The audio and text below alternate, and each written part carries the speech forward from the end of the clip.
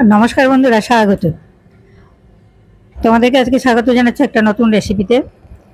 যারা সাবস্ক্রাইব করনি সাবস্ক্রাইব করো, যারা করেছো তাদেরকে ধন্যবাদ। বলো তো কিসের রেসিপি এটা? তোমরা কি দেখে বলতে পারছো কিসের রেসিপি? চলো একটা নতুন রেসিপি তোমাদেরকে করে দেখাচ্ছি। এই রেসিপিটা তোমরা করেছো কিনা জানি না এইভাবে, তবে এই যে এই জিনিসটা খেতে চায় না সেও কিন্তু এই জিনিসটা খেতে বাধ্য হবে এবং চাইবে। এটা চাল কুমড়া রেসিপি, দেখেই বুঝতে পারছো। চাল কুমড়োগুলোকে আমি ডুমো ডুমো করে কেটে নিচ্ছি। ডুমো ডুমো করে কেটে নিয়ে চাল কুমড়ার রেসিপিটা রান্না করব, কিভাবে করছি তোমরা পুরো ভিডিওটা দেখতে থাকো এবং সেইভাবে একবার করে দেখো। আর এটার মধ্যে যদি তোমরা মনে করো মাছের মাথা দেবে বা চিংড়ি মাছ দেবে, তাও কিন্তু দিতে পারো, যে তাহলে স্বাদটা কিন্তু আরও ভালো হবে। জাস্ট শুধু চাল কুমড়া কীভাবে খাওয়া যাবে এবং বাচ্চা থেকে বড় সবারই খুব ভালো লাগবে খেতে।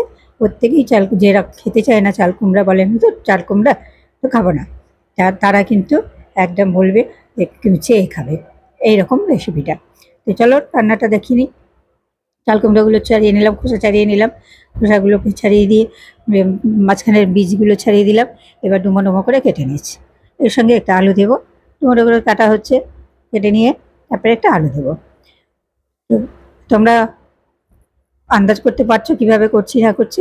আন্দাজ করতে না পারলে কিন্তু দেখবে, পুরো ভিডিওটা দেখবে, দেখার পর করবে। আমরা অনেকেই অনেকভাবে রান্না করি, কিন্তু বিভিন্ন রান্নার প্রসেস বিভিন্ন রকমেরভাবেই করা যায়। সেই জিনিসগুলোই কিন্তু তুলে ধরবো তোমাদের কাছে আমি, যে কীভাবে সুন্দর করে বিভিন্ন রান্না খাওয়া যায় এবং সবাইকে খাওয়ানো যায় হেলদিভাবে, এটাই। তো আমি এবার প্রেশার কুকার নিয়ে নিলাম। প্রেশার কুকার নিয়ে তার মধ্যে আলুগুলো ধুয়ে দিয়ে দিলাম, চাল কুমড়োগুলো ধুয়ে দিয়ে দিলাম, দিয়ে তার মধ্যে দিয়ে দিলাম একটুখানি লবণ আর আদা কাঁচা লঙ্কা দিয়ে দিলাম। দিয়ে এবার একটু জল দিয়ে 4-5টা সিটি মেরে নেব। খুব বেশি সেদ্ধ করব না, একটু যেন শক্ত থাকে এরকম করেই করব। সিটি মেরে নেব, তাড়াতাড়ি হবে। আর ওর ভিতরে যে ক্ষতিকর অংশগুলো সেগুলো সিটি মারার ফলে জলের মধ্যে বেরিয়ে যায়। যে কোনো সবজি হয় একটু ভাপিয়ে নিলে বা সিটি মেরে করলে কিন্তু তার আমরা উপকারিতাটা পাই। অনেকের অনেক কিছু খাওয়া বারণ থাকে, তো আমার যেমন অনেক কিছু খাওয়া বারণ আছে, সেই জন্য আমি একটু এই প্রসেসে রান্নাটা করে থাকি বেশি, অনেক রান্নায়। যাই হোক, সিটি মারা হয়ে গেছে, সেদ্ধ হয়ে গেছে, একটা ছাঁকনির মধ্যে দিয়ে দিলাম, জলগুলো ঝরে গেল। এবার আমি একটা ফ্রাইং প্যান বসিয়ে দিয়েছি। প্যান বসিয়ে এটা আমি প্যানেই করছি। এর 2টো কাঁচা লঙ্কা, তেজপাতা, গোটা জিরে ফোড়ন দিয়ে দিলাম। যেহেতু আমার ফ্ল্যাটে রান্না করছি, যেহেতু আমার ওখানে সামগ্রী একটু কম, তোমরা আরও কিছু দিলে দিতে পারো।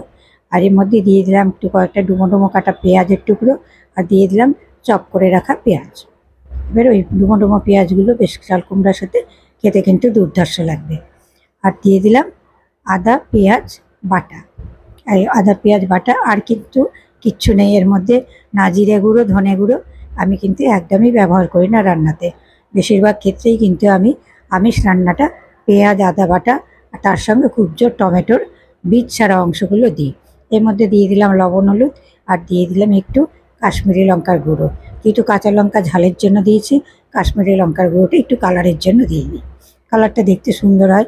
এর মধ্যে চাল কুমড়োগুলো কষিয়ে নিলাম, খানিকটা কষিয়ে নিয়ে চাল কুমড়ো মুটো আর আলুগুলো মিশিয়ে দিলাম। মিশিয়ে এবার কষিয়ে নিতে হবে ভালো করে। ওর চাল কুমড়োর ভিতরে যে জলগুলো আছে সেই জলগুলো যেন মরে যায়, এই রকম করে কষিয়ে নিতে হবে। না হলে কিন্তু চাল কুমড়োগুলো জল জল লাগবে খেতে। ভালো করে কষিয়ে নিতে একটু সময় লাগবে, কারণ চাল কুমড়োতে এমনিই জল বেশি থাকে, তার মধ্যে একটু সেদ্ধ করা হয়েছে এই কারণের জন্য। এর মধ্যে এইভাবে আর যেটুকু সেদ্ধ হতে বাকি আছে একটু ঢাকা দিয়ে দিয়ে করে নিতে হবে।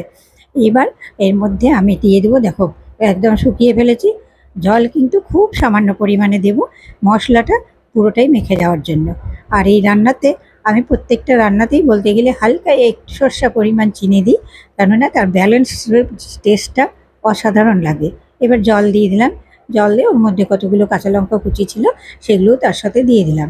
ঝালে যেহেতু আমি বলেছি আমি লঙ্কার গুঁড়ো বা শুকনো লঙ্কা বাটা কোনো কিছুই ব্যবহার করি না, শুকনো লঙ্কার পর্বটাই রাখি না, শুধু কাশ্মীরি লঙ্কার গুঁড়োটা দিই।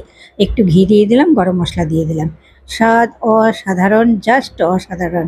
তোমরা রান্না করে খেয়ে দেখো, বাড়ির লোককে খাইয়ে দেখো, প্রত্যেকের ভালো লাগবে।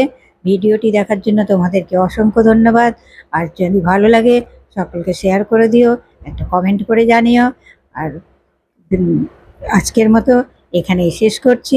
চ্যানেলটা সাবস্ক্রাইব করে পাশে থেকো, নতুন নতুন ভিডিও, নতুন নতুন রেসিপি আর বিভিন্ন টিপস পাওয়ার জন্য, আর কি করে হেলদি রান্না করা যায় তার জন্য।